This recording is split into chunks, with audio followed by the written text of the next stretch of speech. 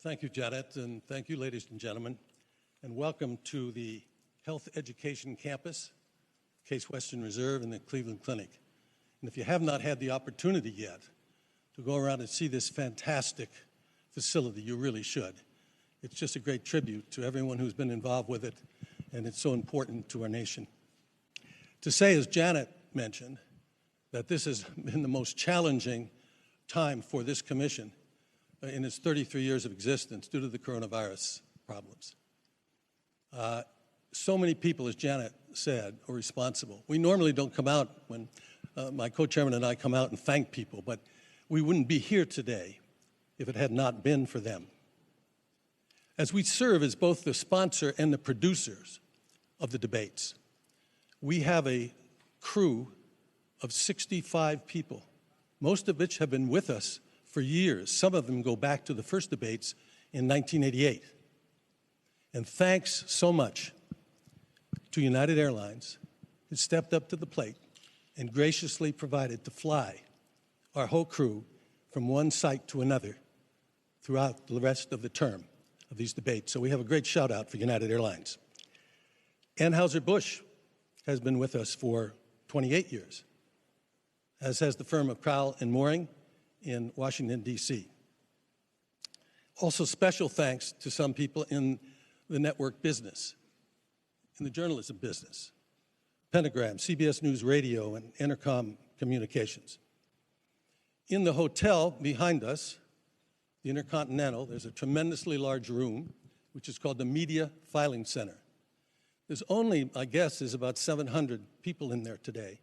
We usually have 3,000 to 5,000 people in the Media Filing Center. And so with the cut down that we've had to, and you can look around this audience, we normally have 900 people in the audience. You people are very fortunate to have the opportunity to be here tonight. But the National Press Club in Washington, D.C. tonight is hosting a Media Filing Center for those journalists in Washington who couldn't be here tonight. And so we're very, very thankful for that. Many of you, I see faces here I've known and been in the audience before. There will be, in the estimate of most experts, close to 120 million people watching this debate this evening. It'll be on their TV sets, it'll be on their computers, it'll be on their iPads, it'll be on their iPhones, it'll be listening on the radio.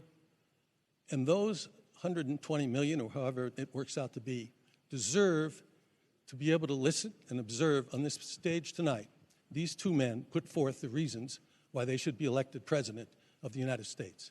And that's why it's been our history in the general election debates that we urge our audiences not to clap, not to yell, to sit silently and not interfere with these people who are trying to ascertain who they're going to vote for. Now, exactly at 9 o'clock, you're going to hear a lot of noise behind you. If you turn around now, you can take a quick look. There's 3 on this side and 3 on this side, and these are the major nets. And at 9 sharp, you're going to hear them all go on air. And so it makes a little noise, so don't be afraid by it. And I must, at the end, really thank the people that you saw on your way here tonight and you see around here. The United States Secret Service, the Federal Bureau of Investigation, Department of Homeland Security, and Clemson University Media Forensic Hub that is working with us and monitoring the web and social media. So there's so many people to thank, and these men and women, and the police department that you saw outside, the local police department, who work so hard to keep us all safe and to keep our nation safe. So thanks. And now I'd like to introduce the newest member of the leadership team, Ken Wallach, who for 25 years ran the National Democratic Institute of International Affairs, NDI, and we're really excited to have him join us as a co-chair. I join Frank, Janet, and fellow board members, including Yvonne Howe and Jane Harmon, who are with us tonight, in welcoming you to the 23rd presidential debate sponsored and organized by the Commission on Presidential Debates. As Frank said, I'm the Commission's newest co-chair, and as the new kid on the block, I am proud to work alongside those who have been engaged in this initiative for the past 33 years. These debates have now become an integral part of our political process, a view shared by the most important judge, the American electorate. But as significant as debates have become here, they can be even more consequential overseas, where the Commission, in partnership with the National Democratic Institute, has helped organize more than 400 debates in 45 nations. In post-conflict countries and in new and emerging democracies, debates have helped level the playing field in places where only one party has ruled. They have forced discussion on policy issues, not personalities. And yes, they have promoted comity among political competitors. And that's comity with a T. And this effort has spawned the establishment of a global support network of similar debate organizations from nearly 40 countries, dubbed Debates International. Now, I would call your attention to the Commission-sponsored Debate Watch 2020 and the participation by watch groups in all 50 states. From a hair salon owner in Cleveland Heights hosting 10 employees to the Atlantic Council hosting a global audience for more than 80,000. The goal of the Debate Watch is not to say who won or who lost, but to share views with those who agree and those who don't, to listen respectfully to each other's opinions. We are pleased that the Commission's longest-standing supporters, Judy and Peter Kovler, are in the audience tonight. For 32 years, the Judy and Peter Blum Kovler Foundation has given its trust to the nonpartisan mission of the Commission. We are deeply grateful for their belief in our work and their extraordinary contribution to the 2020 debates. It is now my distinct honor to introduce Dr. Tom Mihaljevic, President of the Cleveland Clinic, and Barbara Snyder, President of Case Western Reserve University. Thank you very much.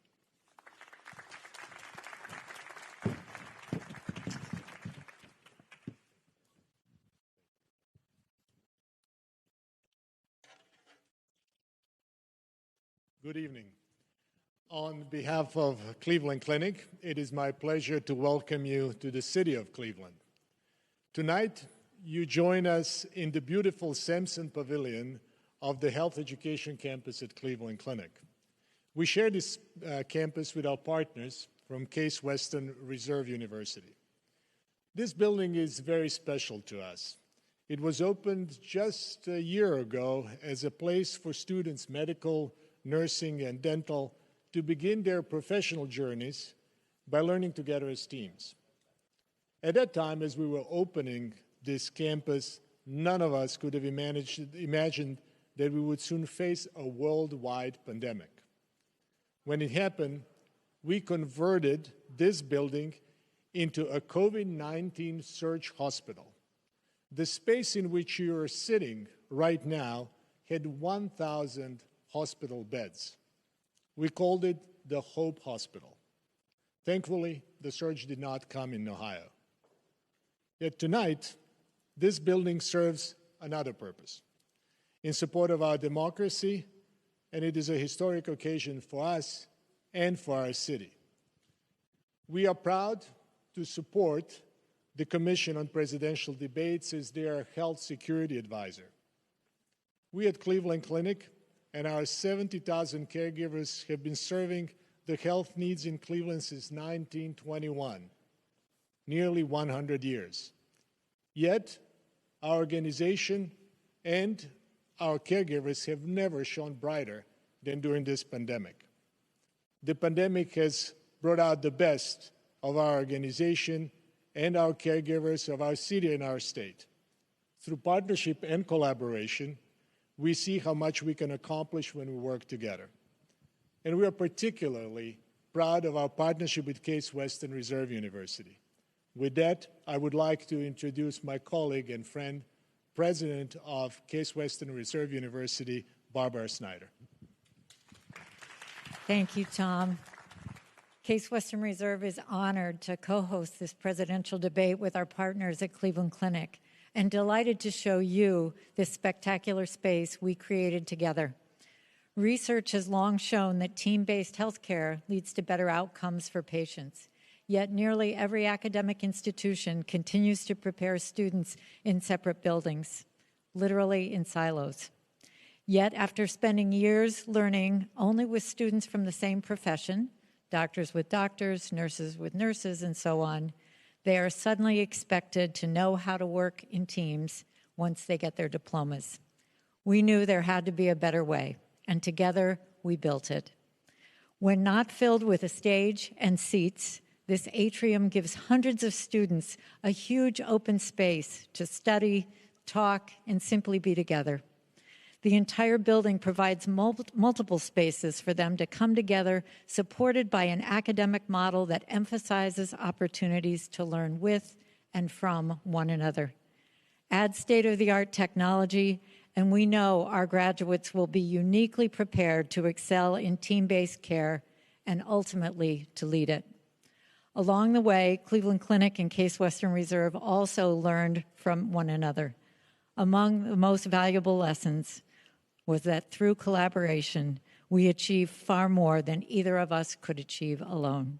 Thank you, Tom, for being such a wonderful colleague and friend. Thank you to the Commission for giving both of our organizations the opportunity to be part of this historic event. It is a true privilege to contribute to our nation's democratic process. And thank you all for watching.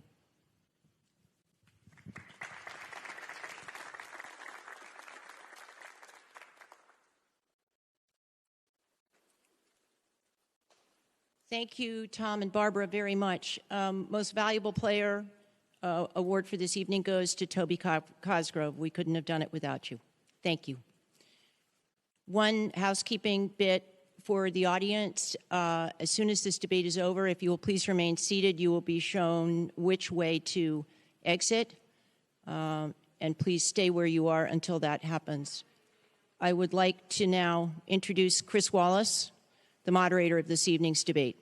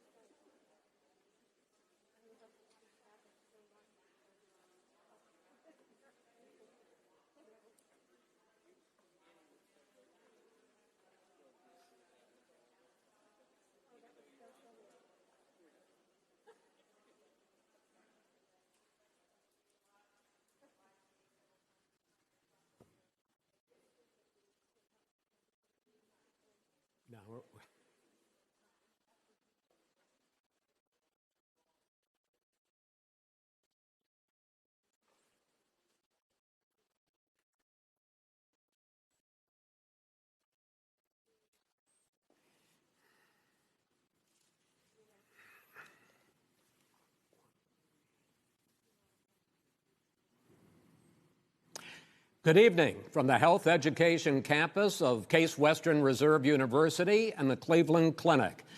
I'm Chris Wallace of Fox News, and I welcome you to the first of the 2020 presidential debates between President Donald J. Trump and former Vice President Joe Biden. This debate is sponsored by the Commission on Presidential Debates. The commission has designed the format, 6 roughly 15-minute segments with 2-minute answers from each candidate to the first question, then open discussion for the rest of each segment. Both campaigns have agreed to these rules. For the record, I decided the topics and the questions in each topic. I can assure you, none of the questions has been shared with the commission or the 2 candidates. This debate is being conducted under health and safety protocols designed by the Cleveland Clinic, which is serving as the health security advisor to the commission for all 4 debates.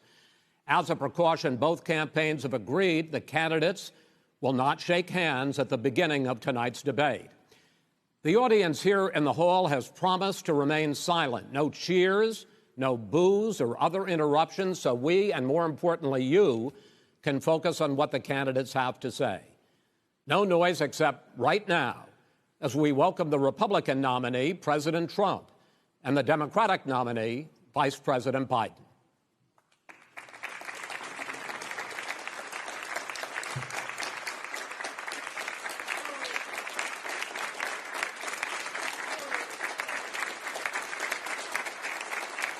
How you doing, man? How are you? I'm well.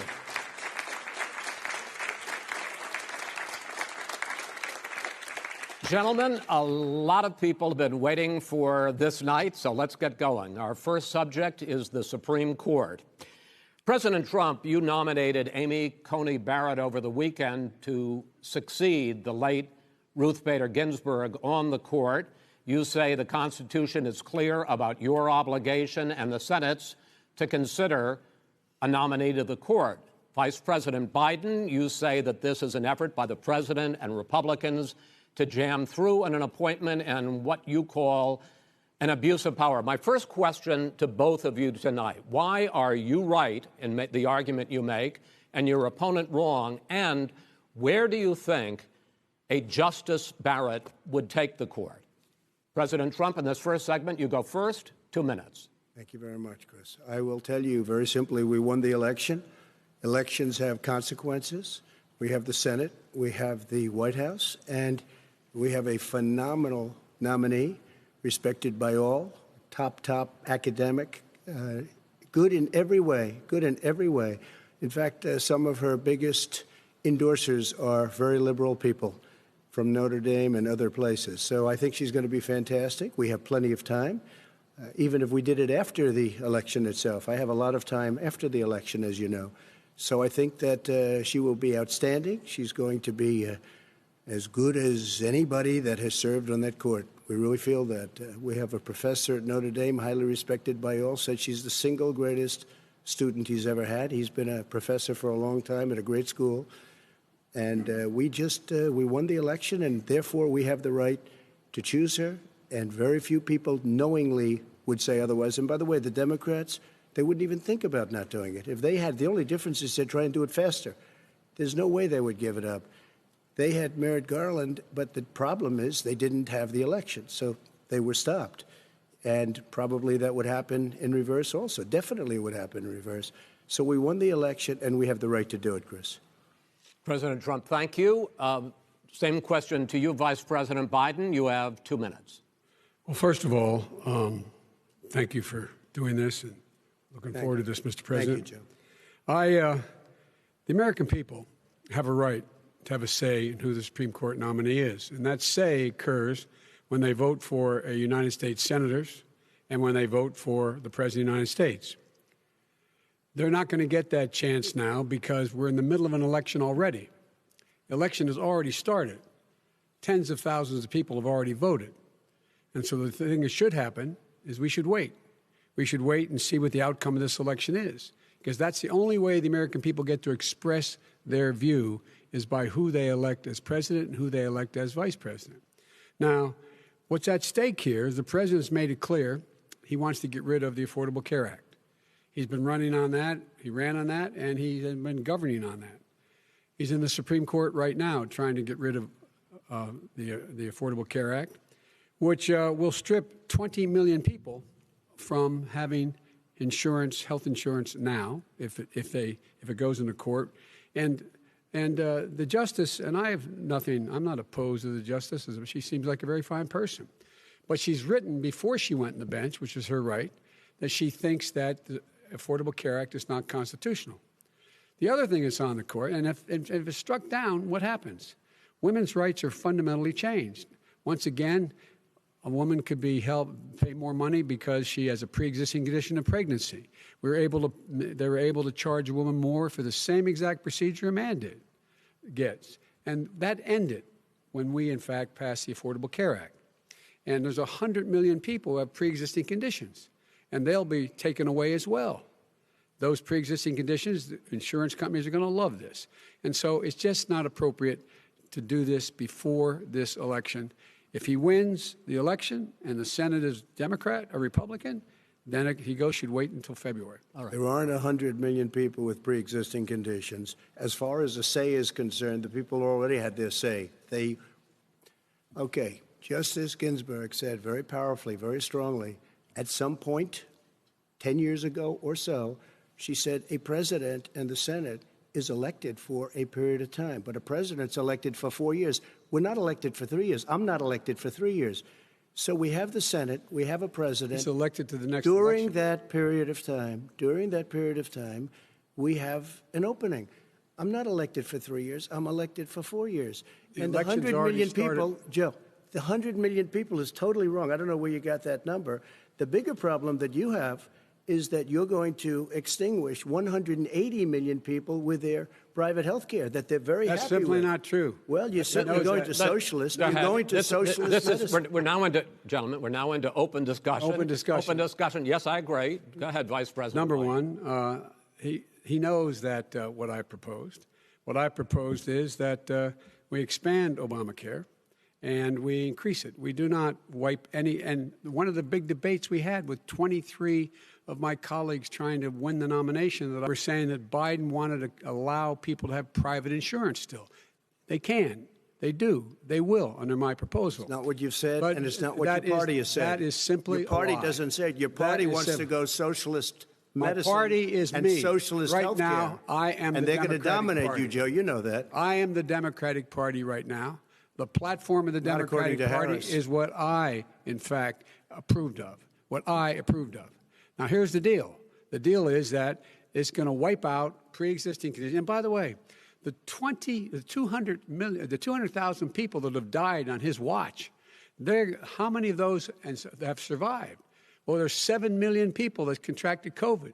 What does it mean for them going forward if you strike down the Affordable Care Act? Joe, you've had 308,000 military people dying because you couldn't provide them proper health care in the military. So don't tell me about this. I'm happy to talk about this. And if you were here, Look, it wouldn't be deal. 200, it would be 2 million people because you were very late on the draw. You didn't want me to ban China, which was heavily infected. You didn't want me to ban All right, gentlemen, Europe, which was heavily infected. You would have been much later, Joe. Mr. President, much later. Mr. President. You're talking about 2 million people. You're not Mr. President, as a moderator, we are going to talk about COVID in the next segment, but go ahead. Let me finish. The point is that the president also is opposed to Roe v. Wade.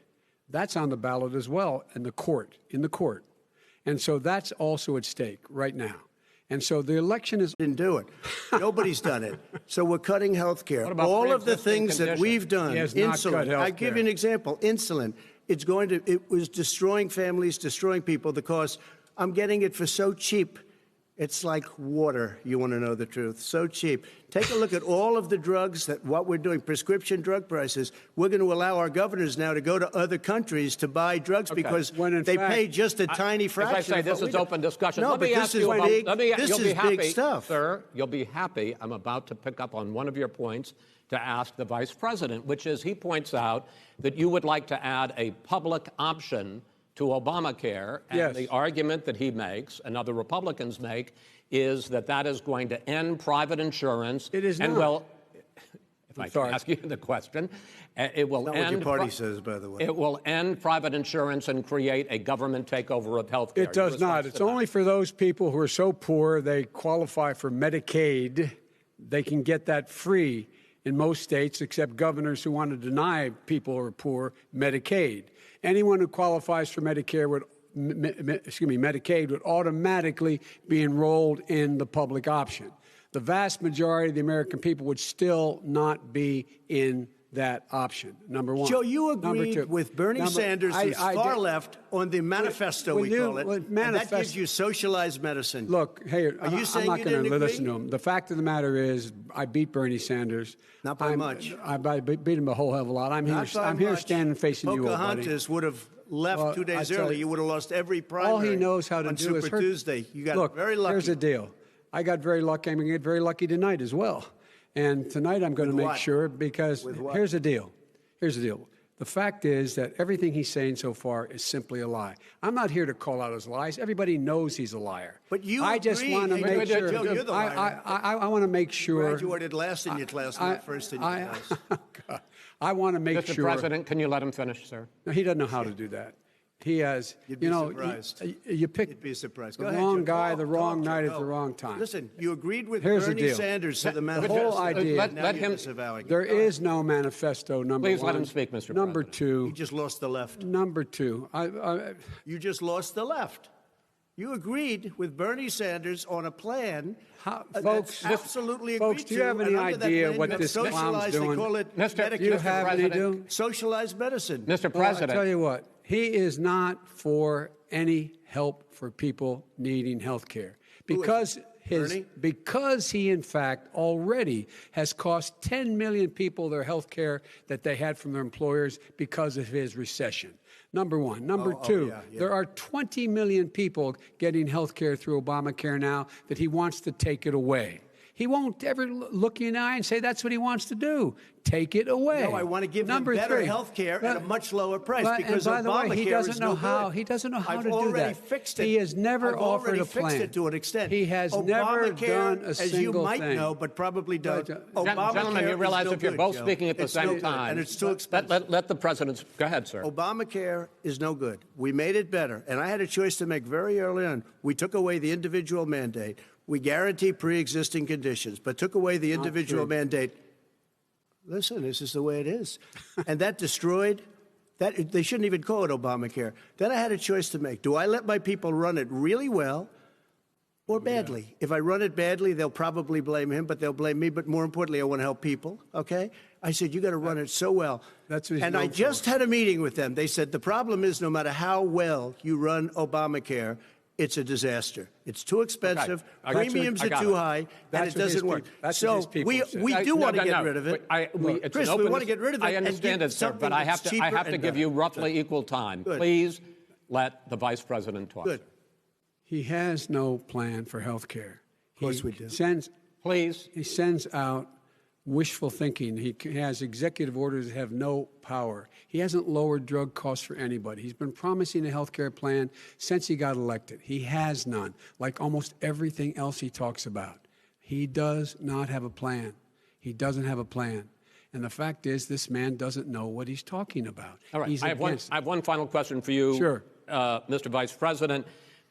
If Senate Republicans, we were talking originally about the Supreme Court here, if Senate Republicans go ahead and confirm Justice Barrett, there has been talk about ending the filibuster or even packing the court, adding to the 9 justices there. You call this a distraction by the president, but in fact it wasn't brought up by the president.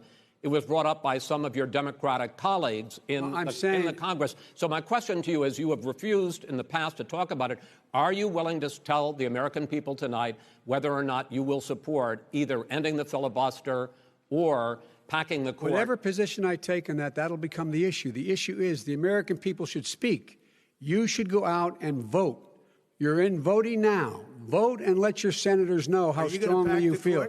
Vote now. Are you going to pack the Make court? sure you, in fact, let people know He doesn't want to you're a answer the senator. question. I'm not going to answer the question Why because wouldn't you answer that because question? the question you want to put is a lot of the new question Supreme Court is justice, the radical question, left. Will you shut up, man? Listen, who is on your list, Joe? This Who's is on your so list? Right. Gentlemen, I think this we've is ended so this. unprecedented. He's going to pack the court. We have not going to give a list. We have ended this segment. We're going to move on to the second segment. That was really a productive segment, wasn't it? Keep yapping, man. The people understand, Joe. They sure 47 years you've done nothing. They understand. All right. The second subject is COVID-19, which is an awfully serious subject, so let's try to be serious about it. We have had more than 7 million cases of coronavirus in the United States, and more than 200,000 people have died. Even after we produce a vaccine, experts say that it could be months or even years before we come back to anything approaching normal. My question for both of you is, based on what you have said and done so far and what you have said you would do starting in 2021, why should the American people trust you more than your opponent to deal with this public health crisis going forward? In this case, the question goes to you first, sir. 2 minutes uninterrupted. Good luck. 200,000 dead. As you said, over 7 million infected in the United States. We, in fact, have 5%, 4% of the world's population, 20% of the deaths. 40,000 people a day are contracting COVID. In addition to that, about between 750 and 1,000 people a day are dying. When he was presented with that number, he said, it is what it is. Well, it is what it is because you are who you are. That's why it is. The president has no plan. He hasn't laid out anything. He knew all the way back in February how serious this crisis was.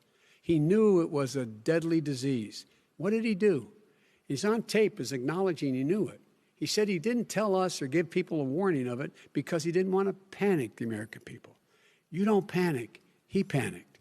In addition to that, what did he do? He went in and we were insisting that the Chinese, the people we had on the ground in China should be able to go to Wuhan and determine for themselves how dangerous this was. He did not even ask Xi to do that. He told us what a great job Xi was doing. He said we owe him a debt of gratitude for being so transparent with us. And what did he do then? He then did nothing. He waited and waited and waited. He still doesn't have a plan. I laid out back in March exactly what we should be doing.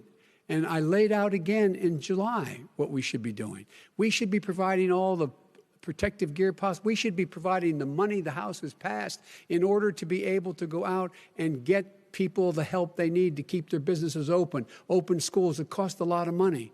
You should get out of your bunker and get out of the sand trap and get in your golf course and go in the Oval Office and bring together the Democrats and Republicans and fund what needs to be done now to save lives. So if we would have listened to you... You have 2 minutes, sir. If we would have listened to you, the country would have been left wide open. Millions of people would have died, not 200,000, and one person is too much. It's China's fault. It should have never happened. They stopped it from going in, but it was China's fault. And by the way, when you talk about numbers, you don't know how many people died in China. You don't know how many people died in Russia. You don't know how many people died in India. They don't exactly give you a straight count, just so you understand. But if you look at what we've done, I closed it, and you said he's xenophobic. He's a racist, and he's xenophobic because you didn't think I should have closed our country. Wait a minute. It says 2 minutes. You didn't think we should have closed our country because you thought it was terrible. You wouldn't have closed it for another 2 months. By my doing it early, in fact, Dr. Fauci said, President Trump saved thousands of lives. Many of you Democrat governors said, President Trump did a phenomenal job. We worked with the governor. Oh, really? Go take a look. The governors said I did a phenomenal job. Most of them said that. In fact, people that would not be necessarily on my side said that. President Trump did a phenomenal job. We did. We got the gowns. We got the masks. We made the ventilators. You wouldn't have made ventilators. And now we're weeks away from a vaccine. We're doing therapeutics already. Fewer people are dying when they get sick. Far fewer people are dying. We've done a great job. The only thing I haven't done a good job, and that's because of the fake news. No matter what you say to them, they give you bad press on it. It's just fake news. They give you good press. They give me bad press because that's the way it is, unfortunately. But let me just tell you something. I don't care. I've gotten used to it. But I'll tell you, Joe, you could never have done the job that we did. You don't have it in your blood. You could have never done that job. I know how to do the job. I know how to get the job Well, you done. didn't do very well in swine flu.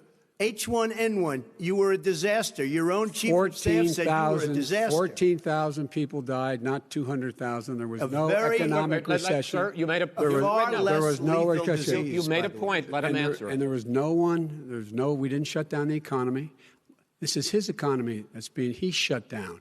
The reason it's shut down is because, look, you folks at home, how many of you got up this morning and had an empty chair at the kitchen table because someone died of COVID?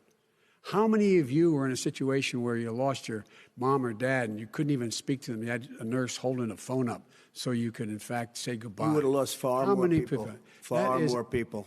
And, you would have been and by the way, months late. your own, You were months behind me, his Joe. own CDC director says we could lose as many as another 200,000 people between now and the end of the year. And he held up. He said, if we just wear a mask, we can save half those numbers. Just a mask. And by the way, in terms of the whole notion of a vaccine, we're for a vaccine, but I don't trust him at all, nor do you. I know you don't. What we trust is a scientist. You don't we trust Dr. Johnson Fauci. & Johnson, Pfizer? Okay, by the way, gentlemen, let me move on to questions about the future, because you both have touched on two of the questions I'm going to ask. Focusing on the future first, President Trump, you have repeatedly either contradicted or been at odds with some of your government's own top scientists. The week before last, the head of the Centers for Disease Control, Dr. Redfield, said it would be summer before the vaccine would become generally available to the public. You said that he was confused and mistaken. Those were your two words. Yeah. But Dr. Slaoui, the head of your Operation Warp Speed, has said exactly the same thing. Are they both wrong? Well, I've spoken to the companies, and we can have it a lot sooner. It's a very political thing because people like this would rather make it political than save lives. It is a very political thing. I've spoken to Pfizer. I've spoken to all of the people that you have to speak to. We have great Moderna, Johnson & Johnson, and others. They can go faster than that by a lot. Become very political because the left, or I don't know if I call them left, I don't know what I call them. So you're suggesting that the head of your Operation Warp Speed, Dr. Slaoui? I disagree with him. Yeah, no, I disagree with both of them. And he didn't say that. He said it could be there, but it could also be much sooner. I had him in my office 2 days ago. He talked about the summer, sir, before it's generally available. Just like he said it's a Redfield. possibility that we'll have the answer before November 1st. It could also be talking after about when it's that. generally available. Not when it Well, will we're be. going to deliver it right away. We have the military all set up. Logistically, they're all set up. We have our military that delivers soldiers, and they can do 200,000 a day. They're going to be This delivering is the vaccine. same man It's who all told set you up. by Easter this would be gone away. By the warm weather, it'd be gone. Miraculous, like a miracle. And by the way, maybe you could inject some bleach in your arm, and that would take care of it. This is the same That was man. said sarcastically, and you know that. That was said sarcastically. And so here's the deal. This man is talking about a vaccine.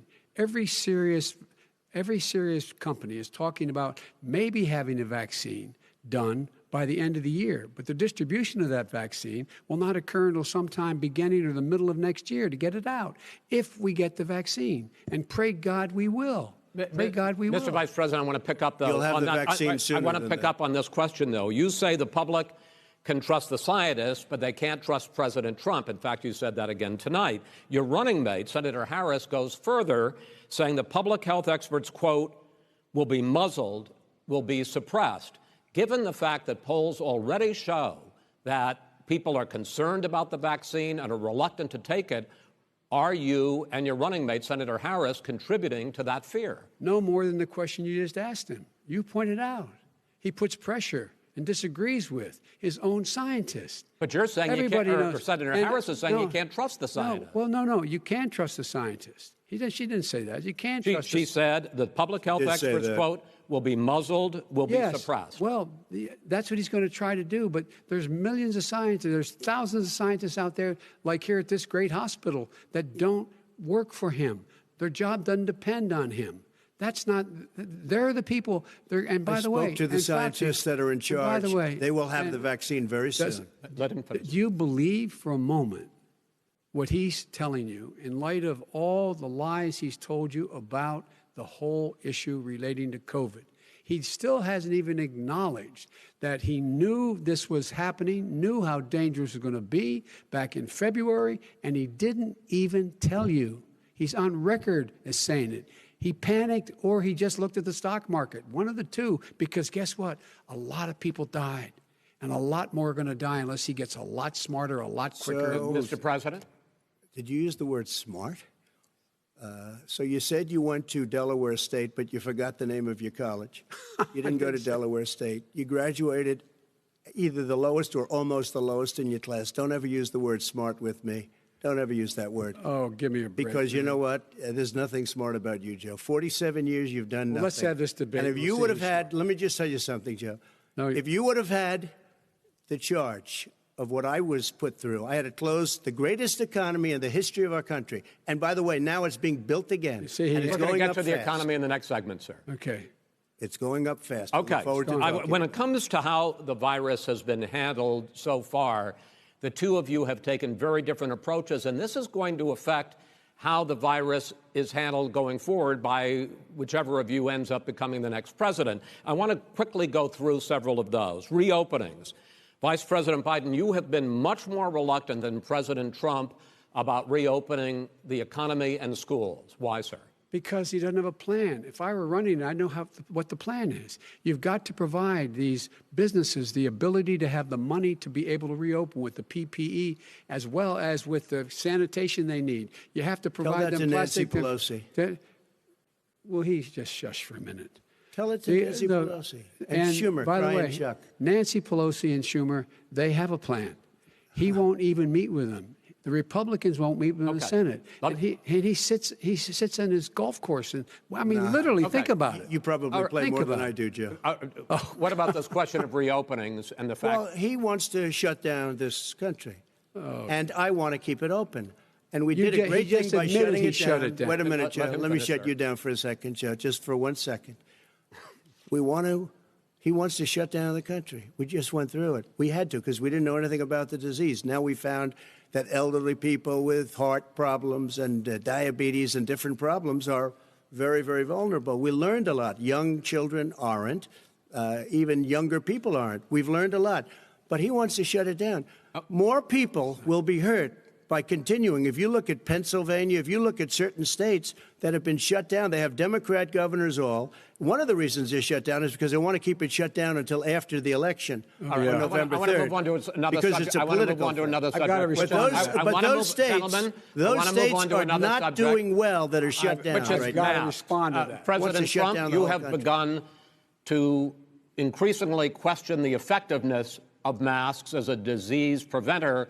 And in fact, recently you have cited the issue of waiters touching their masks and touching plates. Are you questioning No, I think the masks efficacy are of okay. of You have to masks? understand, if you look, I mean, I have a mask right here. I put a mask on, when I think I need it. Tonight, as an example, everybody's had a test, and you've had social distancing and all of the things that you have to. But I Just wear like your masks rallies. when needed. When needed, I wear masks. Okay, let me ask. I don't wear masks like him. Every time you see him, he's got a mask. He could be speaking 200 feet away from it. He shows up with the biggest mask I've ever seen. I will say this. Vice President Biden, go ahead, sir. Look, the way to open businesses is give them the wherewithal to be able to open. We provided money. The Congress. But I was asking you, sir, about masks. Well, masks make a big difference. His own head of the CDC said if we just wore masks between now, everybody wore masks in social distance between now and January, we'd probably save up to 100,000 lives. It matters. And they've also said the opposite. They've also said the opposite. No serious person said the opposite. Well, look serious. at Dr. Fauci. Dr. Fauci said the opposite. Did not I say want to ask the you, we got a said little very bit more than a strongly, minute left in this masks segment. are not good. Then he changed his mind. He said masks are good. I'm okay with masks. I want to not ask you fighting both about masks. one last subject because your different approaches has even affected the way that you have campaigned. President Trump, you're holding large rallies with crowds packed together, thousands of people. Outside. Outside, yes, sir, agreed. Vice President Biden, you are holding much smaller events with... Because nobody will show up. People with... Well, it's true. Nobody shows up to his rallies. All right. In any case, why you holding the big rallies? Why you not? You go first, sir. Because people want to hear what I have to say. I mean, But are you I've not done a worried great about a job spreading as a disease? president, and I'll have 35,000 people show up at airports. We use airports. Are you for not worried hangars, about and we the have a disease lot of issue, people. sir? Well, so far we have had no problem whatsoever. It's outside. That's a big difference, according to the experts.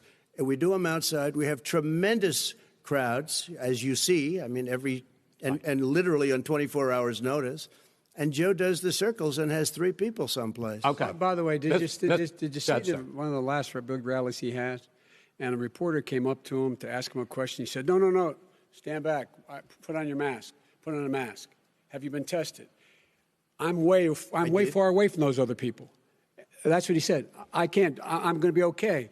He's not worried about you. He's not worried about the people out there breathing in one another. We've had no negative effect.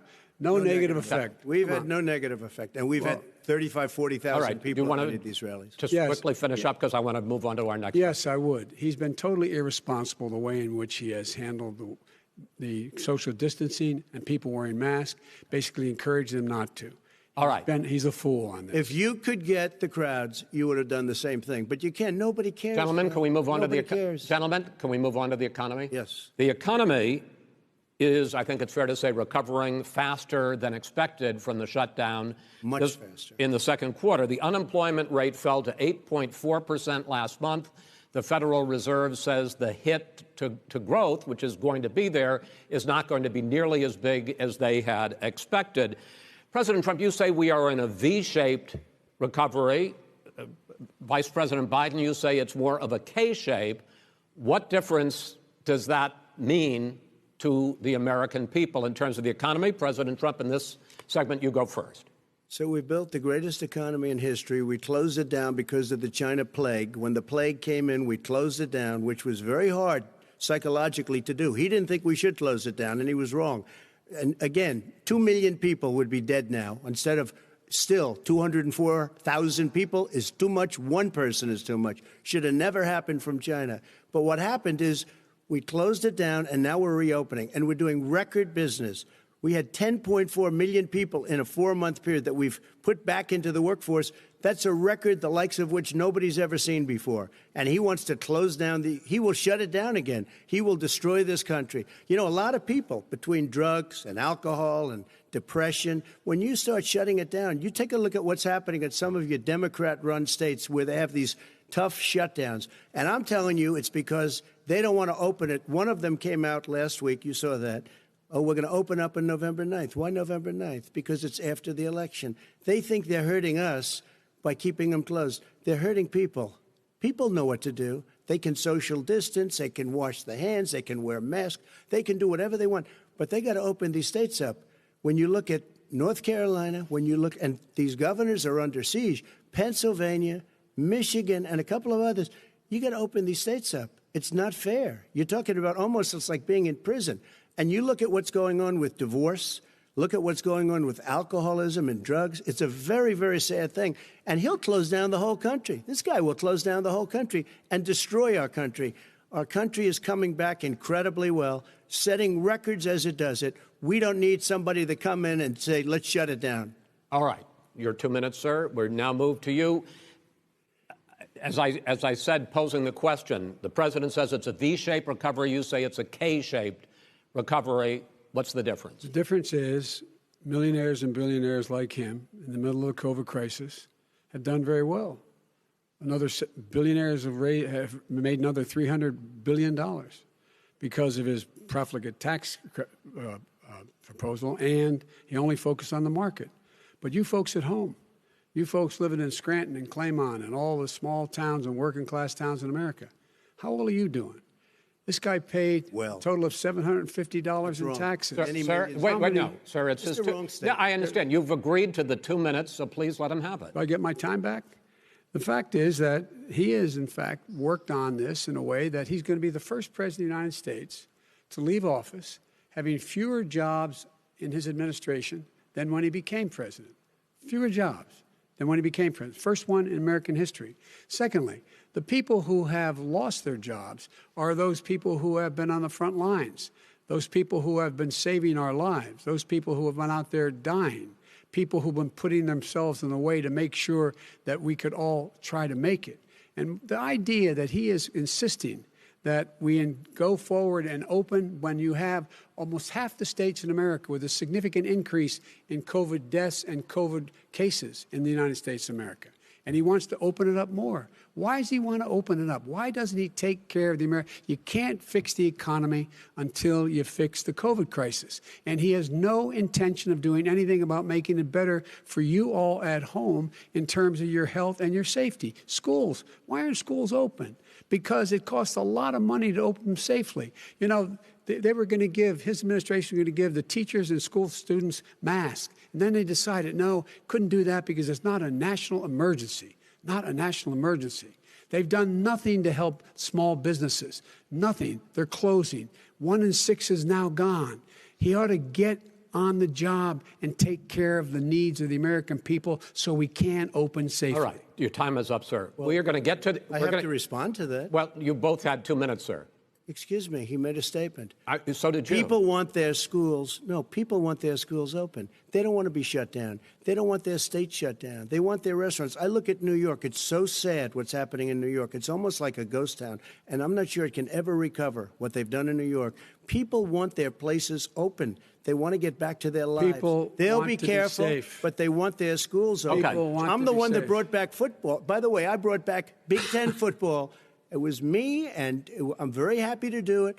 And the people of Ohio are very proud of me. And you know how I found out? When he took gentlemen, we're going to ad. get to your economic plans going forward in a moment. But first, Mr. President, as you well know, there's a new report that in 2016, the year you were elected president, and 2017, your first year as president, that you paid $750 a year in federal income tax each of those years. I know that you pay a lot of other taxes, but I'm asking you the specific question. Is it true that you paid $750 in federal income taxes each of those 2 years? I paid millions of dollars in taxes, millions of dollars of income tax. And let me just tell you, there was a story in one of the papers. I paid $38 million 1 year. I paid $27 million. Show us your tax 1 year. returns. I went.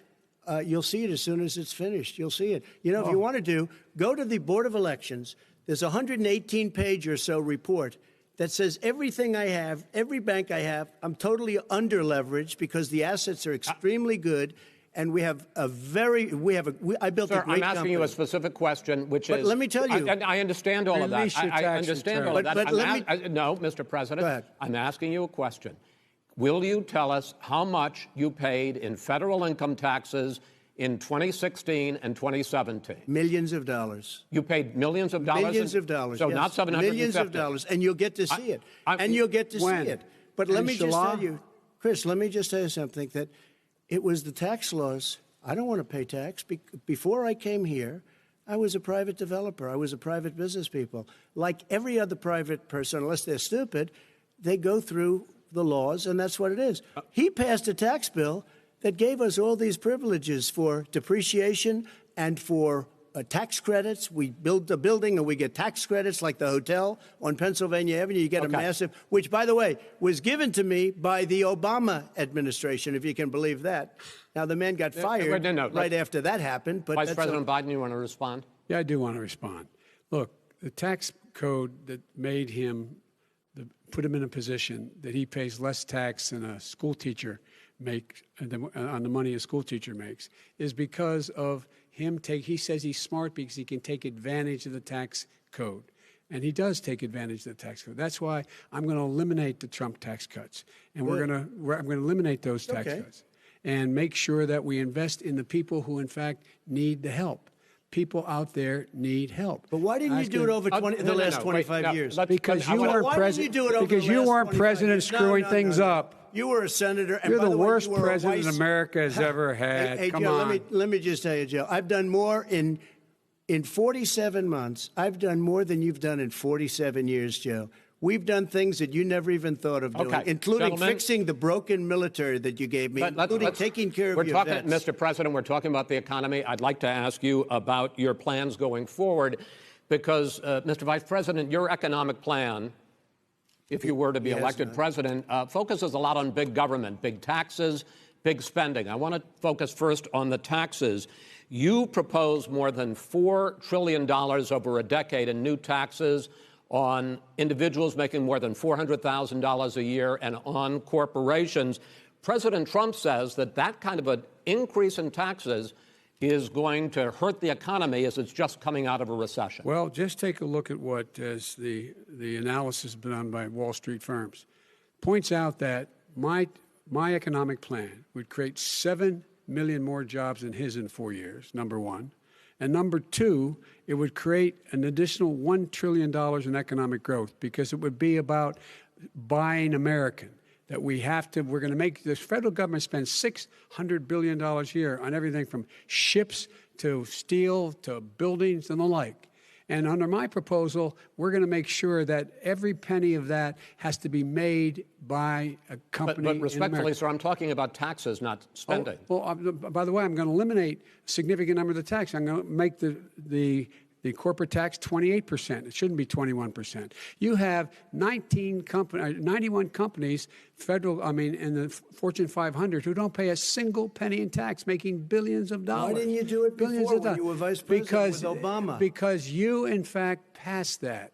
That was right. your tax proposal. I got it done. And you know what happened? Yeah, you got it done. Our economy boomed like it's never boomed The economy is Mr. busted. President, Let me finish. Mr. President, let me pick up on that. You would continue your free market approach, lower taxes, more deregulation, correct? Not lower taxes for American people. Excuse me. But in Obama's, you talk about the economy booming. It turns out that in Obama's final 3 years as president, more jobs were created, 1.5 million more jobs than in the first 3 years of your presidency. They had the slowest recovery economic recovery since 1929. It was the slowest recovery. Also, they took over something that was down here. All you had to do is turn on the lights and you pick up a lot.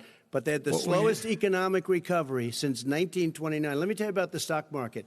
When the stock market goes up, that means jobs. It also means 401ks. If you got in, if you ever became president with your ideas, you want to terminate my taxes, I'll tell you what, you'll lose half of the companies that have poured in here will leave, and plenty of companies that are already here, they'll leave for other places. They will leave, and you will have a depression, the likes of which you've never seen. Look, we inherited the worst recession short of a depression in American history. I was asked to bring it back. We were able to have an economic recovery that created the jobs you're talking about. We handed him a booming economy. He blew it. It wasn't booming. He blew it. He blew it. It wasn't booming. It was the weakest recovery since 1929. Is it fair to say he blew it when fact, there was record low unemployment before COVID? Yeah, but because what he did, even before COVID, manufacturing went in the hole. Excuse number me, one. Chris. Wait. Number two. Chris. Number three. They said it would take. No, you're on number two. No. Chris. They said it would take a miracle to bring back manufacturing. I brought back 700,000 jobs. They brought back nothing. They gave up on manufacturing. Part of my standard fare. I'm the guy that brought back the automobile industry. All right, let him. We brought back. I was asked to bring back Chrysler and General Motors. We brought them back right here in the state of Ohio and Michigan. He blew it. They're gone. He blew it. And in fact, they're going. Ohio had the best year it's ever had last year. Michigan had the best year they've ever had. That is not Many true. Car companies came in from Germany, from Japan, went to Michigan, went to Ohio. They're not having. And they didn't come in with you. Mr. Vice President, go ahead. And so you take a look at what he's actually done. He's done very little. His trade deals are the same way. He talks about these great trade deals. You know, he talks about the art of the deal. China's perfected the art of the steal. We have a higher deficit with China now than we did before. We have the highest trade deficit with Mexico. China ate your lunch, down 18%. China ate your lunch, Joe, and no wonder your son goes in and he takes out billions of dollars, to manage. He makes millions of dollars. And also, while we're at it, why is it, just out of curiosity, the mayor of Moscow's wife gave your son $3.5 million. What did he do to deserve it? What did he do with Burisma to deserve $183,000? You've asked your question, let him answer. None of that is true. Oh, really? He didn't get $3.5 million? Mr. President, Mr. President, please. Totally discredited. Totally discredited. And by the way... Well, wait, he didn't get $3.5 million, Joe? Mr. Vice He got $3.5 million. It is not true. Oh, really? Mr. President, it's an open discussion, please. Now, it's a fact. Well, you have raised an issue. Let the Vice President answer. Discredited. Did Burisma pay him $183,000 a month with no experience in energy? Mr. President, my son did nothing wrong at Burisma. I think he did. Mr. President, let him answer. He doesn't want to let me answer because he knows I have the truth. His position has been totally, thoroughly discredited. By who? In Ukraine. The media? By everybody. Well, by the media, by our allies, by the World Bank,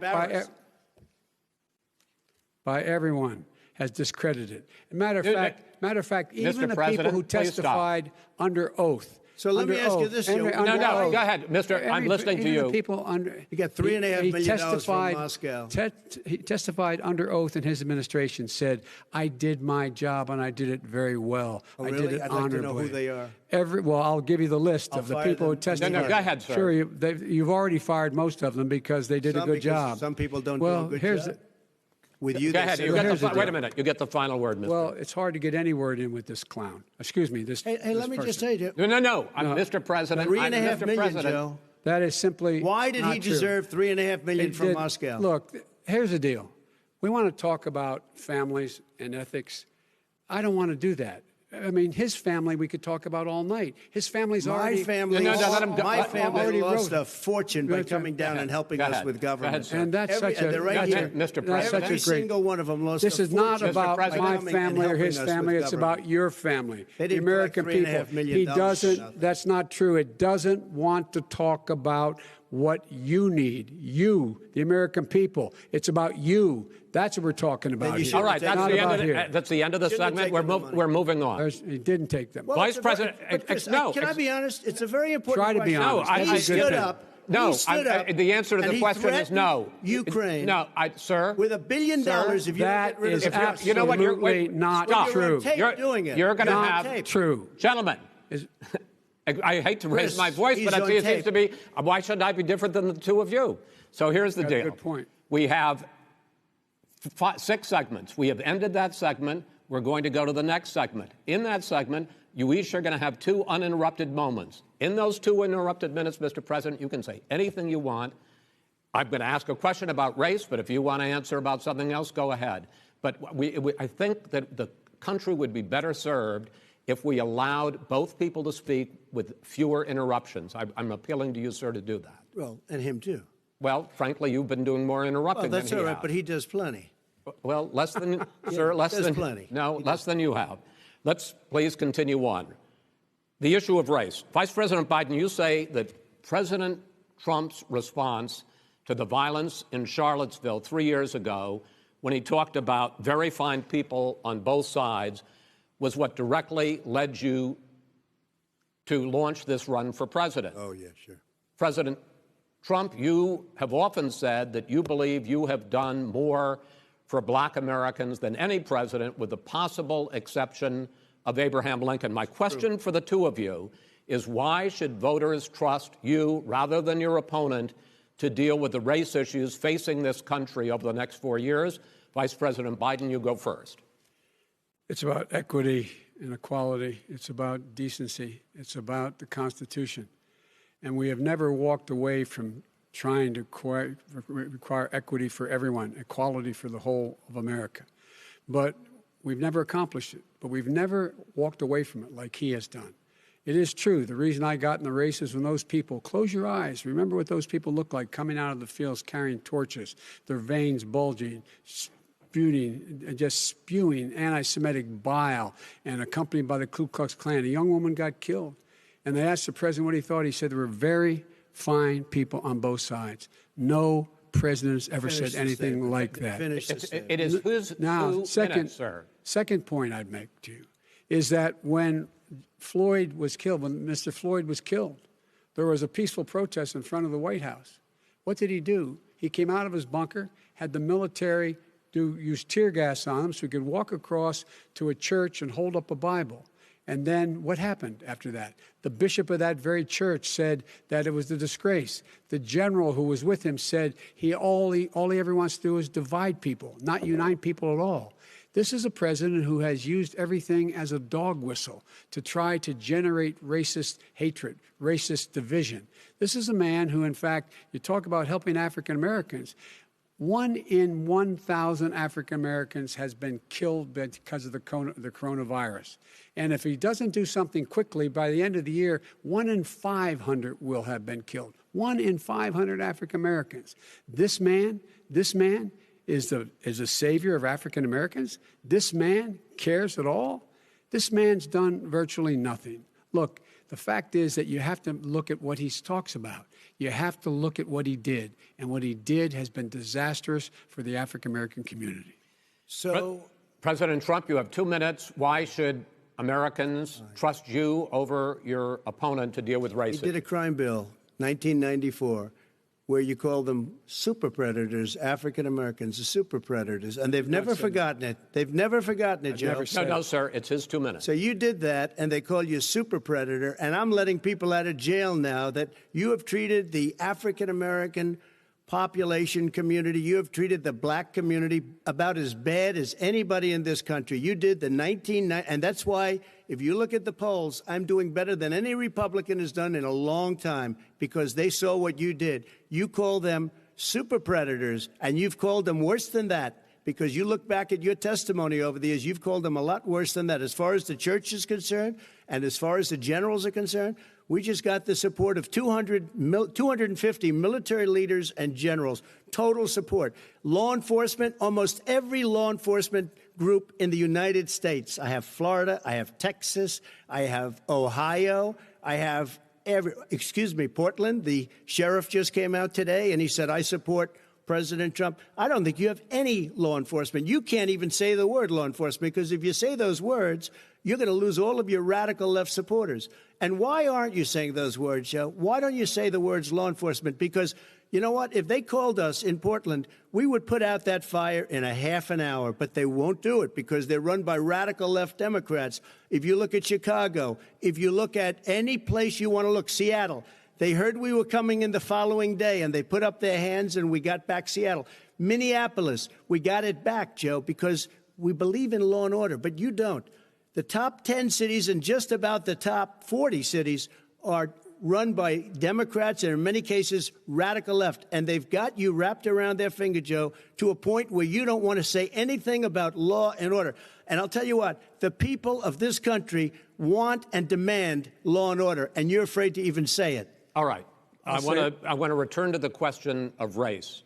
Vice President Biden, after the grand jury in the Breonna Taylor case decided not to charge any of the police with homicide, you said it raises the question, quote, whether justice could be equally applied in America. Do you believe that there is a separate but unequal system of justice for blacks in this country? Yes, there is. There's systemic injustice in this country, in education and work and in law enforcement and the way in which it's enforced.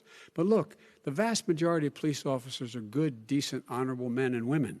They risk their lives every day to take care of us. But there are some bad apples. And when they occur, when they find them, they have to be sorted out. They have to be held accountable. They have to be held accountable. And what I'm going to do as President of the United States is call together an entire group of people at the White House, well, everything from the civil rights groups to the police officers, to the police chiefs, and we're going to work this out. We're going to work this out. So we change the way in which we have more transparency in when these things happen. These cops aren't happy to see what happened to George Floyd. These cops aren't happy to see what happened to Breonna Taylor. Most don't like it.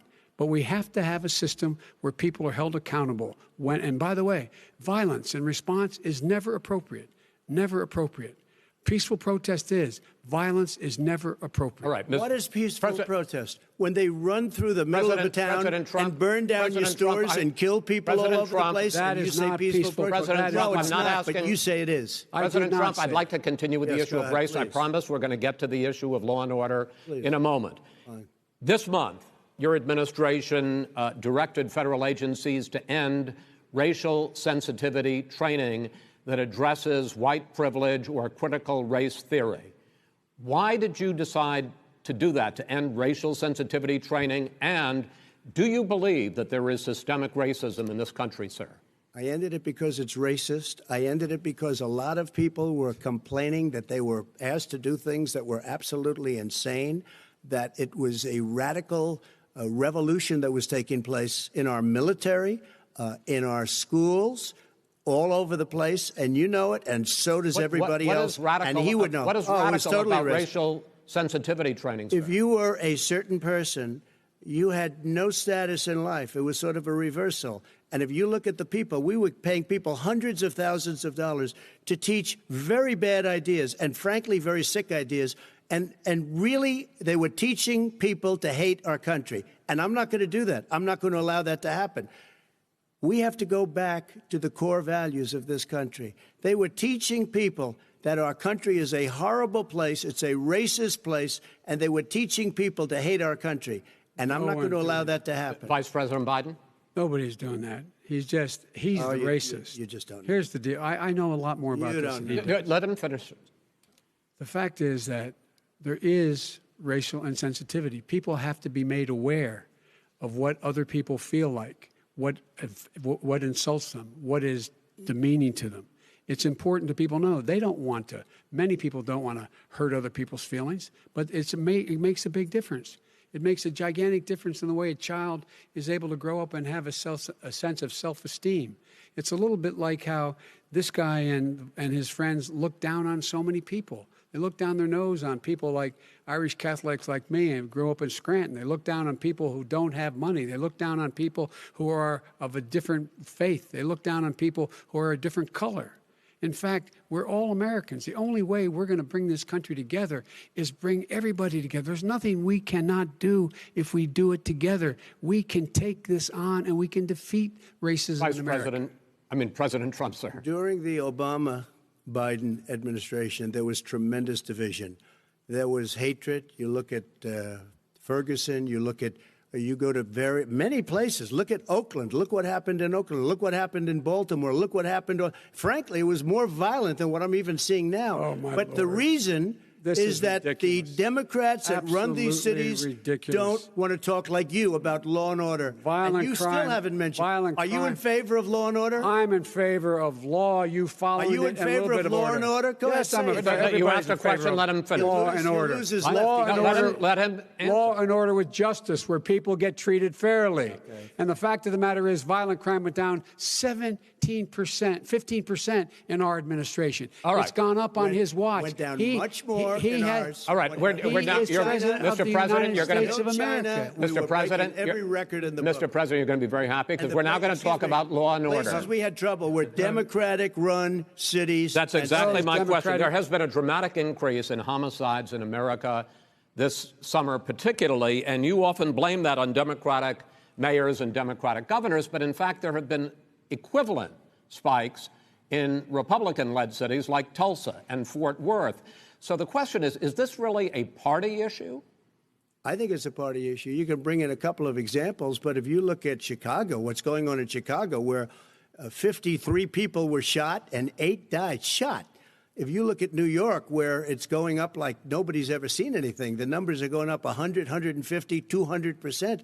Crime. It is crazy what's going on. And he doesn't want to say law and order because he can't, because he'll lose his radical left supporters. And once he does that, it's over with. But if he ever got to run this country and they ran it the way he would want to run it, our suburbs would be gone. By the way, our suburbs would be gone, and you would see problems like you've never seen. He wouldn't know a suburb unless he took a wrong turn. Oh, I know suburbs. He would not. So much Go ahead. Wait a minute. I was raised in the suburbs. This is not 1950. All these dog whistles and racism don't work anymore. Suburbs are by and large integrated. There's many people today driving their kids to soccer practice and or to black and white and Hispanic in the same car as there have been any time in the past. What really is a threat to the suburbs and their safety is his failure to deal with COVID. They're dying in the suburbs. His failure to deal with the environment. They're being flooded. They're being burned out because his refusal to do anything. That's why the suburbs are in trouble. I do want to talk about this issue of law and order, though. And in the joint recommendation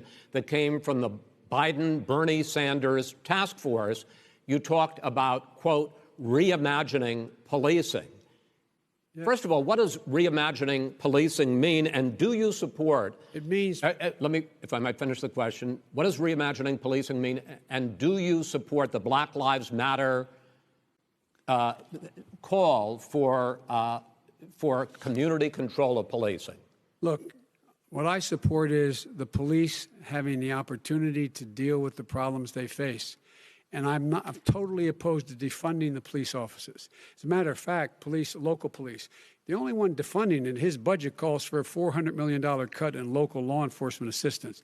They need more assistance.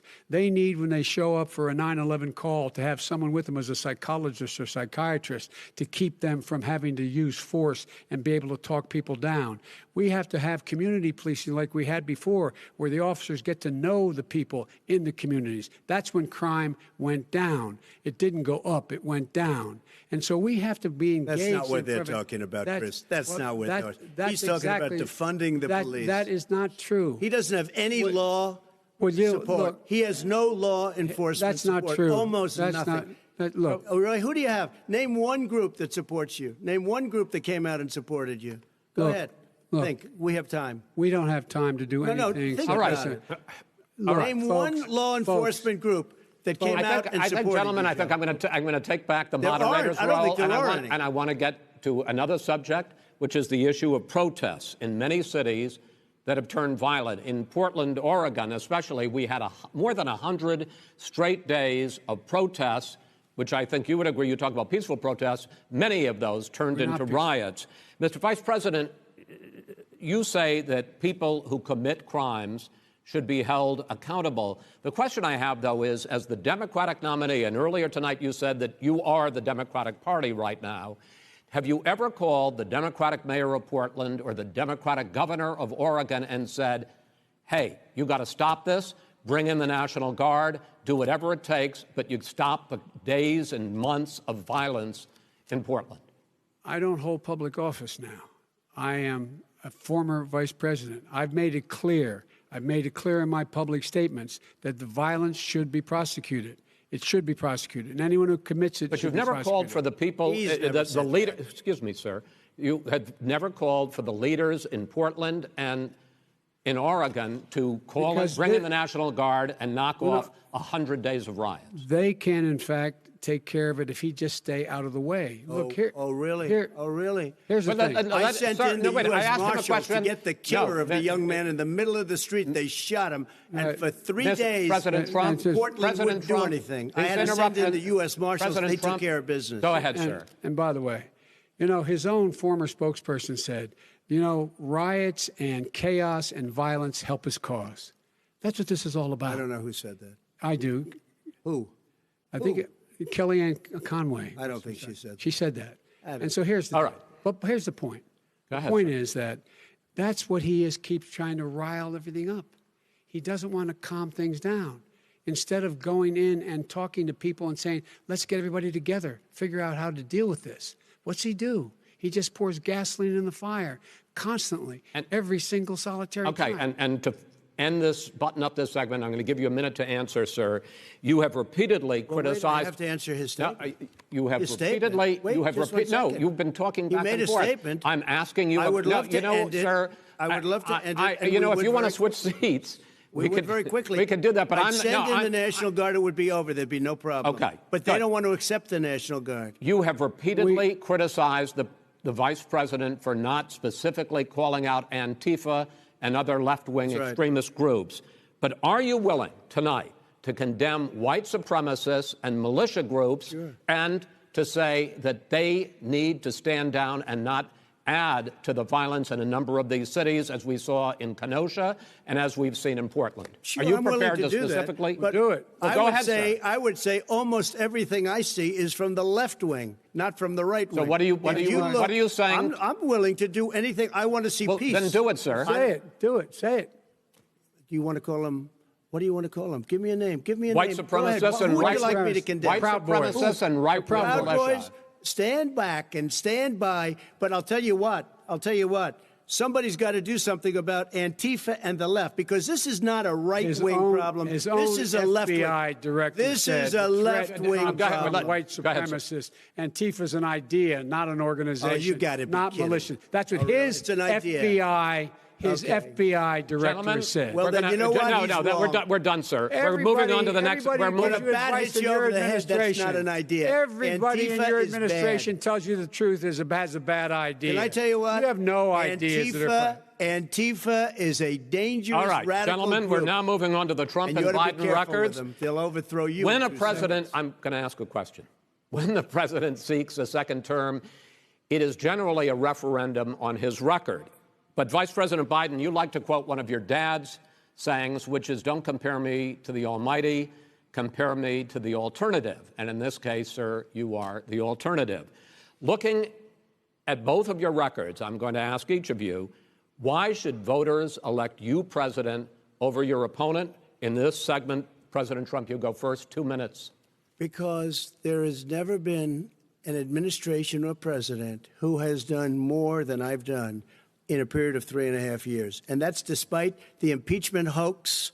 And you saw what happened today with Hillary Clinton, where it was a whole big con job. But despite going through all of these things, where I had to fight both flanks and behind me and above, there has never been an administration that's done what I've done. The greatest, before COVID came in, the greatest economy in history, lowest unemployment numbers. Everything was good. Everything was going. And by the way, there was unity going to happen. People were calling me for the first time in years. They were calling and they were saying, it's time maybe. And then what happened? We got hit, but now we're building it back up again. A rebuilding of the military, including Space Force and all of the other things. A fixing of the VA, which was a mess under him. 308,000 people died because they didn't have proper health care. It was a mess. And we now got a 91% approval rating at the VA, our vets. We take care of our vets. But we've rebuilt our military. The job that we've done, and I'll tell you something, some people say maybe the most important. By the end of the first term, I'll have approximately 300 federal judges and Court of Appeals judges, 300, and hopefully 3 great Supreme Court justices. That is a record, the likes of which very few people, and you know one of the reasons I'll have so many judges? Because President Obama and him left me 128 judges to fill. When you leave office, you don't leave any judges. That's like you just don't do that. They left 128 openings, and if I were a member of his party, because they have a little different philosophy, I'd say if you left us 128 openings, you can't be a good president, you can't be a good vice president. But I want to thank you because it gives us almost, it'll probably be above that number by the end of this term. 300 judges. It's a record. Looking at both your records, why should voters elect you president as opposed to President Trump? You have 2 minutes uninterrupted. Under this president, we become weaker, sicker, poorer, more divided, and more violent. When I was vice president, we inherited a recession. I was asked to fix it. I did. We left him a booming economy, and he caused the recession. With regard to being weaker, the fact is that I've gone head-to-head with Putin and made it clear to him we're not going to take any of his stuff. He's Putin's puppy. He still refuses to even say anything to Putin about the bounty on the heads of American soldiers. Your son got $3.5 million.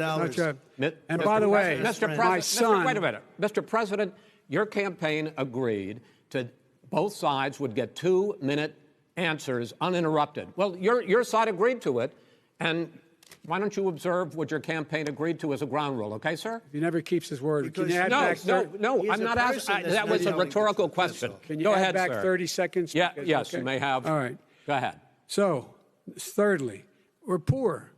The billionaires have gotten much more wealthy by a tune of over $300 to $400 billion more just since COVID. You in the home, you got less. You're in more trouble than you were before. In terms of being more violent, when we were in office, there were 15% less violence in America than there is today. He's president of the United States. It's on his watch.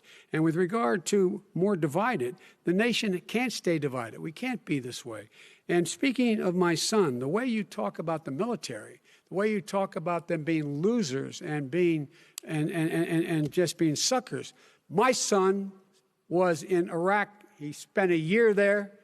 He got the Bronze Star. He got the Conspicuous Service Medal. He was not a loser. He was a patriot, and the people left behind there were heroes. Really? And I resent. Are you talking like about hell. Hunter? Are you talking about I'm Hunter? talking about my son, Bo Biden. You're talking about. I don't know Bo. I know Hunter. Yeah, Hunter you know Bo. Hunter got thrown out of the military. He was thrown out, dishonorably discharged. That's not true. He For wasn't dishonorably. cocaine use.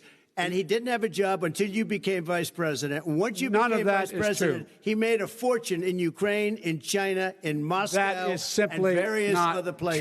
true. He My made a son, fortune. My son, and he didn't have a job. My son, like a lot of people we know at home, had a drug problem. He's overtaken it. He's fixed it. He's worked on it, and I'm proud of him. But why was he proud of given my tens son. of millions All of right. dollars? But he wasn't given All right. tens of millions of He was dollars. given That tens is of totally, millions of that's been dollars. totally President Trump, discredited. you've already been Totally discredited.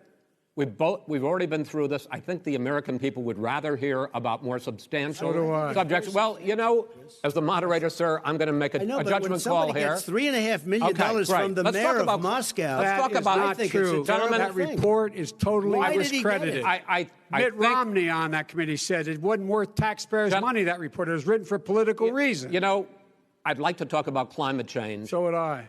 Okay. The forest fires in the West are raging now. They have burned millions of acres. They have displaced hundreds of thousands of people. When state officials there blame the fires on climate change, Mr. President, you said, I don't think the science knows. Over your 4 years, you have pulled the U.S. out of the Paris Climate Accord. You have rolled back a number of Obama environmental records. What do you believe about the science of climate change, and what will you do in the next 4 years to confront it? I want crystal clean water and air. I want beautiful, clean air. We have now the lowest carbon. If you look at our numbers right now, we are doing phenomenally. But I haven't destroyed our businesses. Our businesses aren't put out of commission. If you look at the Paris Accord, it was a disaster from our standpoint. And people are actually very happy about what's going on because our businesses are doing well. As far as the fires are concerned, you need forest management in addition to everything else. The forest floors are loaded up with trees, dead trees that are years old, and they're like tinder, and leaves and everything else. You drop a cigarette in there, the whole forest burns down. You've got to have forest management. What do you You've got to have believe? cuts. What do you believe about the science of climate change, sir? I believe that we have to do everything we can to have immaculate air, immaculate water, and do whatever else we can that's good. You know, we're planting 1 billion trees, the Billion Tree Project, and it's very exciting. Do you believe for a lot of people. that human pollution, greenhouse gas emissions contributes to the global warming of this I think planet? a lot of things do, but I think to an extent, yes.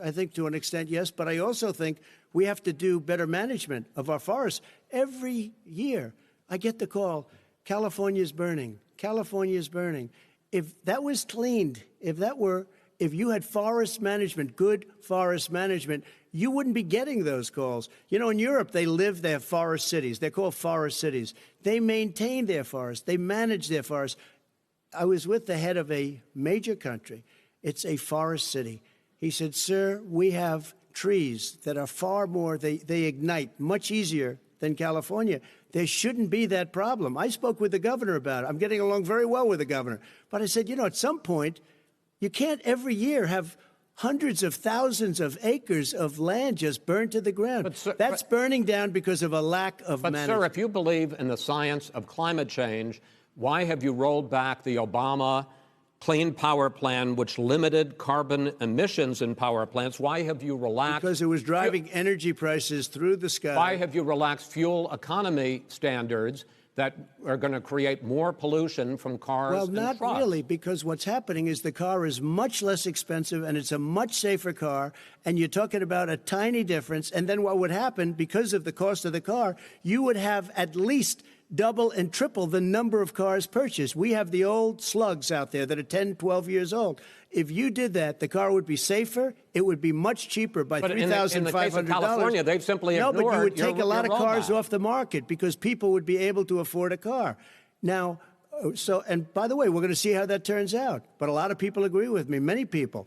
The car has gotten so expensive because they have computers all over the place for an extra little bit of gasoline. And, and I'm okay with electric cars, too. I think I'm all for electric cars. I've given big incentives for electric cars. But what they've done in California is just crazy. Right. Vice President Biden, I'd like you to respond to the president's climate change record, but I also want to ask you about a concern. You proposed $2 trillion in green jobs. You talk about new limits, not abolishing, but new limits on fracking, ending the use of fossil fuels to generate electricity by 2035, and zero net emission of greenhouse gases by 2050. The president says a lot of these things would tank the economy and cost millions of jobs. He's absolutely wrong, number one. Number two, if in fact, during our administration, the Recovery Act, I was in charge, able to bring down the cost of renewable energy to cheaper than or as cheap as coal and gas and oil. Nobody's going to build another coal-fired plant in America. No one's going to build another oil-fired plant in America. They're going to move to renewable energy, number one.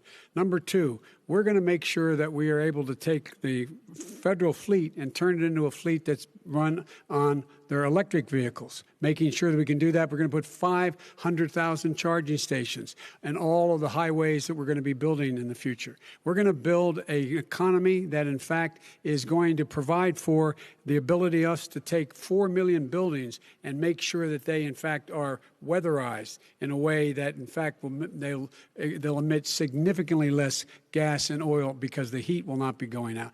There's so many things that we can do now to create thousands and thousands of jobs. We can get to net zero in terms of energy production by 2035.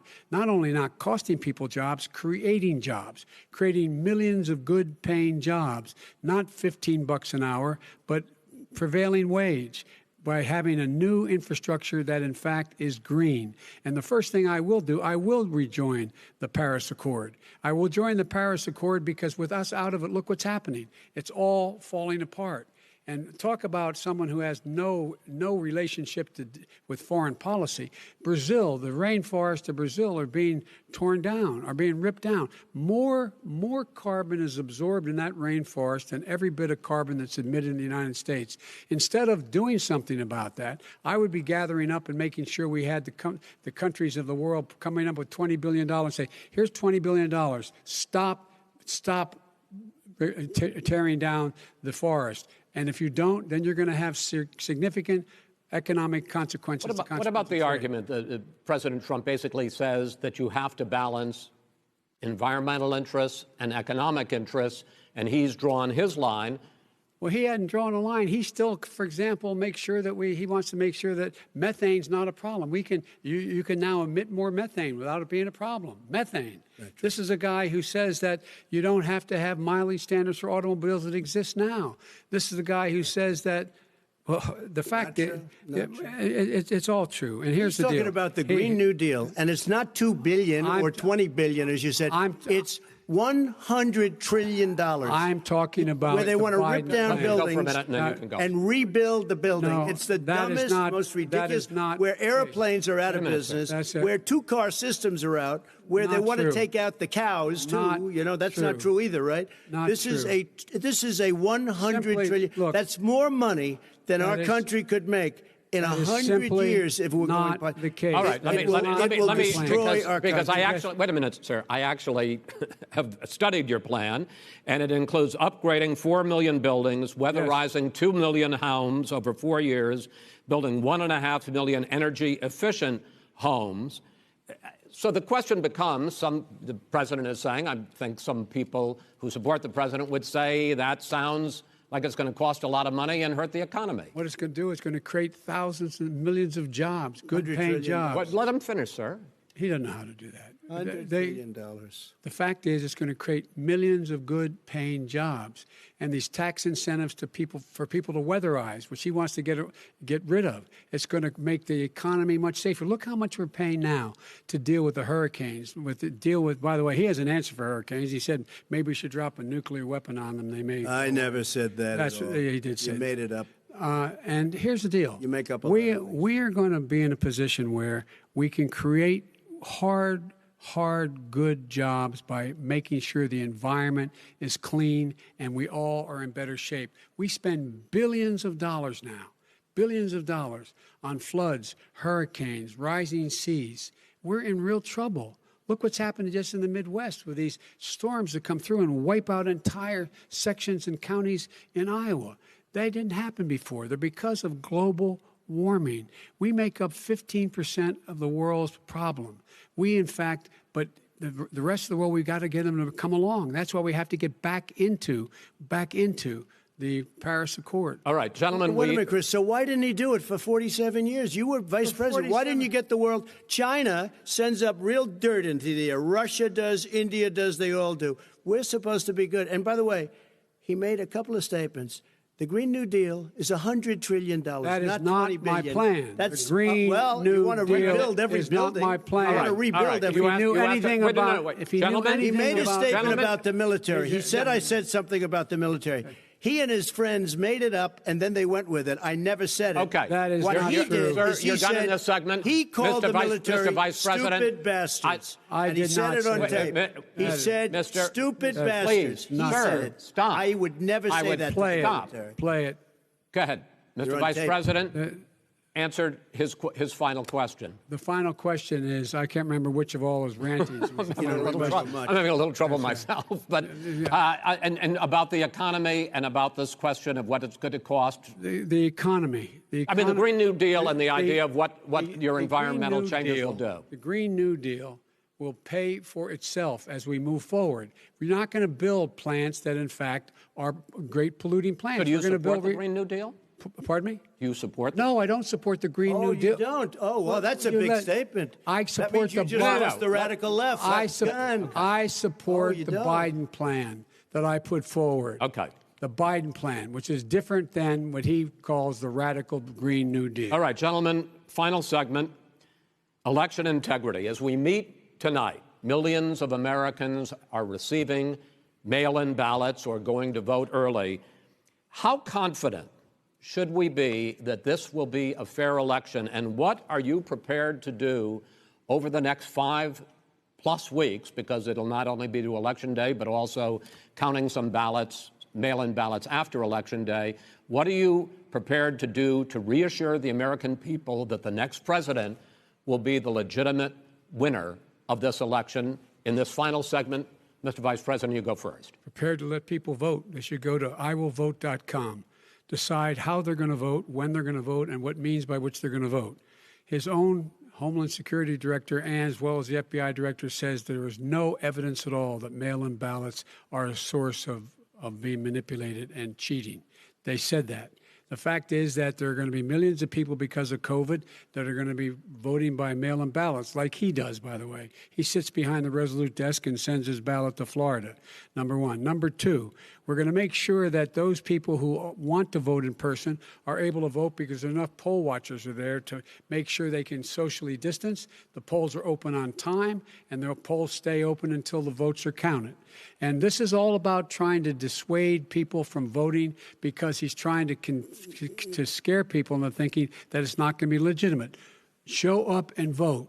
You will determine the outcome of this election. Vote, vote, vote. If you're able to vote early in your state, vote early. If you're able to vote in person, vote whatever way is the best way for you, because he cannot stop you from being able to determine the outcome of this election.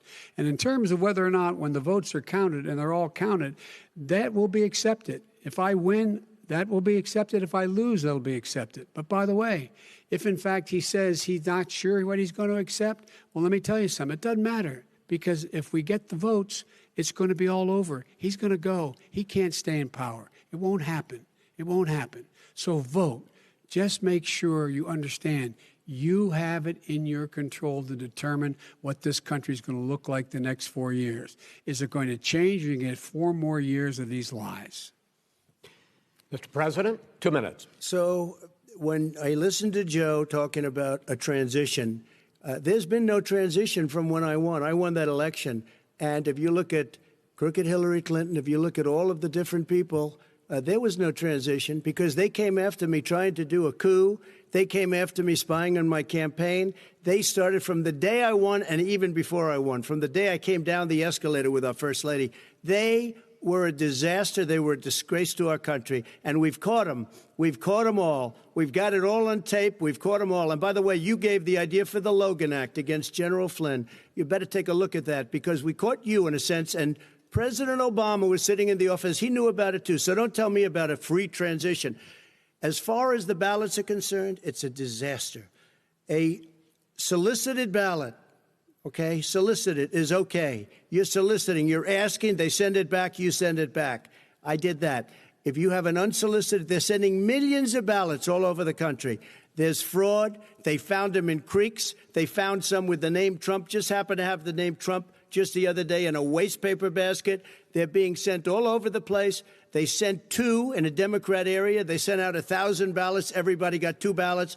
This is going to be a fraud like you've never seen. The other thing, it's nice on November 3rd, you're watching and you see who won the election. And I think we're going to do well, because people are really happy with the job we've done. But you know what? We won't know. We might not know for months, because these ballots are going to be all over. Take a look at what happened in Manhattan. Take a look at what happened in New Jersey. Take a look at what happened in Virginia and other places.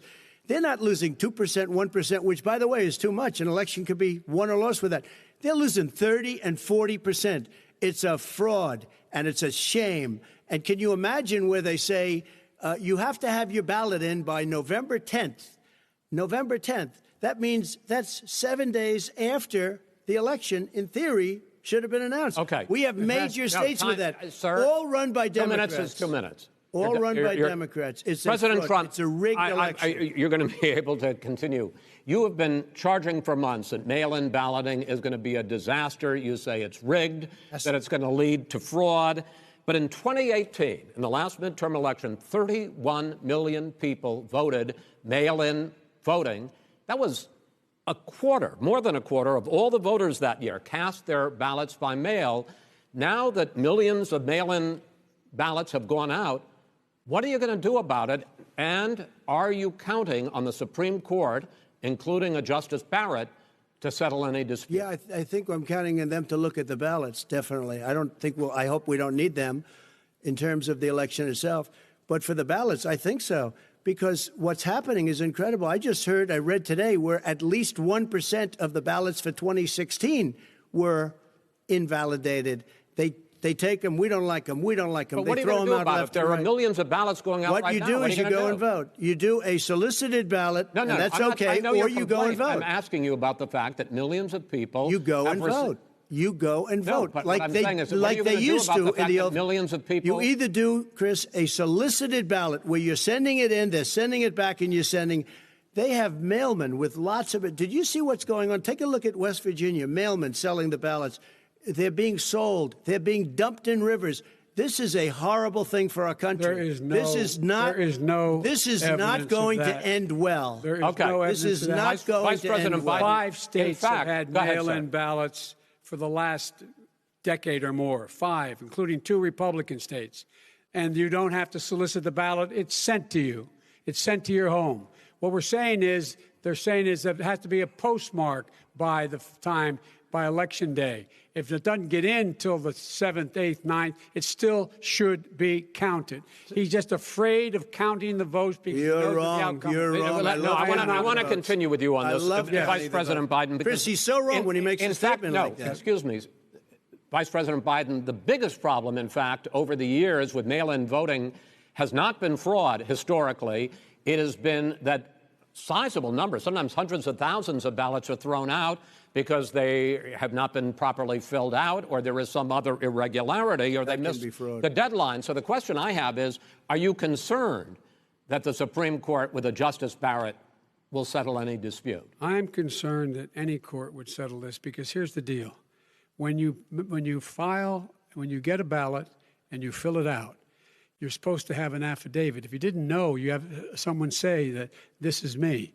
You should be able to, if in fact you can verify that's you before the ballot is thrown out, that's sufficient to be able to count the ballot because someone made a mistake and not dotting the correct I. Who they voted for, testify, say who they voted for, say it's you. That is totally legitimate. All right. Excuse me, Chris, when you have 80 million ballots, I have a final Senate question. and swamping the system, you know it can't be done. You know it can't. And already there's been so fraud. Now, mail deception. service delivers wait a minute, gentlemen. In the final question is, in 8 states, we can keep talking. In 8 states, election workers are prohibited currently by law, 8 states, from even beginning to process ballots, even take them out of the envelopes and flatten them until Election Day. That means that it's likely, because there's going to be a huge increase in mail-in balloting, that we are not going to know on election night who the winner is, that it could be days, it could be weeks. Could be months. Until we find out who the new president is. So first for you, sir, finally for the vice president, I hope neither of you will interrupt the other. Will you urge your supporters to stay calm during this extended period, not to engage in any civil unrest? And will you pledge tonight that you will not declare victory until the election has been independently certified? President Trump, you go first. I'm urging my supporters to go into the polls and watch very carefully, because that's what has to happen. I am urging them to do it. As you know, today there was a big problem. In Philadelphia, they went in to watch. They were called poll watchers, a very safe, very nice thing. They were thrown out. They weren't allowed to watch. You know why? Because bad things happen in Philadelphia, bad things. And I am urging my people. I hope it's going to be a fair election. If it's a fair election, I am 100% on board. But if I see tens of thousands of ballots being manipulated, I can't go along with that. And I'll tell you what, does that mean, from a common sense, does that mean you're going to tell your people to take to the street? It means you have a fraudulent election. You're sending out 80 million ballots. They're not equipped to. These people aren't equipped to handle it. Number one. Number two, they cheat. They cheat. Hey, they found ballots in a waste paper basket 3 days ago, and they all had the name military ballots. They were military. They all had the name Trump on them. Vice President you think Biden, that's good? Vice President Biden, final question for you. Will you urge your supporters to stay calm while the vote is counted, and will you pledge not to declare victory until the election is independently certified? Yes, and here's the deal. We count the ballots, as you pointed out. Some of these ballots in some states can't even be opened until Election Day. And if there's thousands of ballots, it's going to take time to do it. And by the way, our military, they've been voting by ballots since the end of the Civil War, in effect. And that's what's going to happen. Why was it not? Why is it for them somehow not fraudulent? It's the same process. It's honest. No one has established at all that there is fraud related to mail-in ballots, that somehow it's a fraudulent process. It's already been established. Take a look at Carolyn Maloney's race. I asked you had an opportunity to respond. Look at Carolyn Maloney. Go ahead. They have no idea what happened. Vice President Biden, go ahead. He has no idea what he's talking about. Here's the deal. The fact is, I will accept it, and he will too. You know why? Because once the winner is declared, after all the ballots are counted, all the votes are counted, that'll be the end of it. That'll be the end of it. And if it's me, in fact, fine. If it's not me, I'll support the outcome. And I'll be a president not just for the Democrats. I'll be a president for Democrats and Republicans. And this guy, I want to see an honest ballot count. Gentlemen, you say that's the end of it? This is the end of this debate? Honest ballot count. We're going to leave it there. To be continued as in more debates as we go on. President Trump, Vice President Biden, it's been an interesting hour and a half. I want to thank you both for participating in the first of 3 debates that you have agreed to engage in. We want to thank Case Western Reserve University and the Cleveland Clinic for hosting this event. The next debate, sponsored by the Commission on Presidential Debates, will be 1 week from tomorrow, October 7th, at the University of Utah in Salt Lake City. The 2 vice presidential nominees, Vice President Mike Pence and Senator Kamala Harris, will debate at 9 p.m. Eastern that night. We hope you watch. Until then, thank you and good night.